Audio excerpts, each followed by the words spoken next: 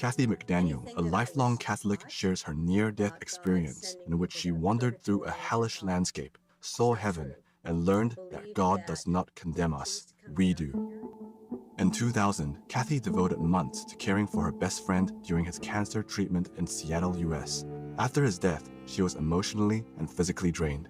She attended a singing program with a man she was dating and caught a severe flu, similar to COVID, that progressed to pneumonia and acute respiratory distress syndrome. Given a 3 to 8% survival chance, Kathy was placed in a medically induced coma for 3 weeks.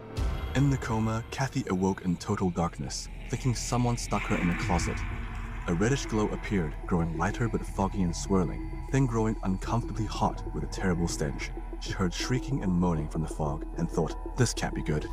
A booming voice asked, do you know where you are? She replied, I hope I'm wrong, but hell. The voice laughed maniacally. Scared, Kathy fled into the darkness, which lit up to reveal a devastated city, burning buildings, rubble, and scuttling metallic noises. Kathy joined a group of ragged figures who told her they were all alone there. She slipped again into darkness and found herself on a surreal stage with mocking relatives.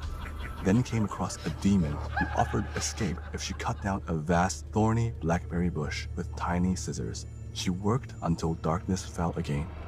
Next, Kathy walked endlessly on a barren dirt road toward a reddish horizon. She encountered a relative who refused her food and water, saying it was for the important people. Passing a group of ragged, limping figures, Kathy was brutally assaulted and told she now had AIDS, acquired immunodeficiency syndrome, and could never die, only get sicker. An ugly, half-demon woman told her, you're one of us now, get up, and led her and others through freezing snow into a cabin where a demon declared it was Christmas on Earth, which is the worst day in hell. When Kathy began singing a Christmas carol about Lord Jesus, vegetarian, called Away in a Manger, other women joined, and the demon angrily lunged. Then darkness returned. Suddenly, Kathy was immersed in overwhelming love, joy, and bliss, saturating her every molecule, erasing all prior pain. White light formed granite walls like a cathedral. Her friend who died a month before appeared, vibrant and healthy with no sign of cancer. He skipped joyfully, happy to see her. Excited, Kathy realized this must be heaven. She asked him why he stood by a doorway with a large open book. He told her, now Mary Kay, you've got too much left to do. She protested, but instantly found herself in a meadow with a stream. 3 women, speaking a Scandinavian-like language, gave her gifts, a quilt, garments, and a note instructing her to tell her boyfriend they must live together. In a flash, Kathy awoke in the hospital, surrounded by family.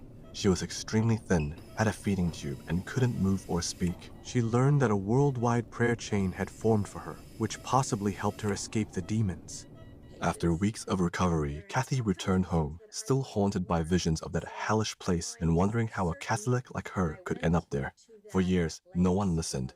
10 years later, she discovered the International Association of Near-Death Studies and began sharing her story. She came to believe that God is all-loving and condemns no one, and that her frightening inner experience was a consequence of her own fears, actions, and beliefs. Now she sees life as a school chosen by the soul for it to learn with hardships, teaching patience and acceptance. No longer a victim, she lives by a mantra to be loving, kind, merciful, forgiving, encouraging, grateful, non-judgmental, and useful, preparing her soul to return to God.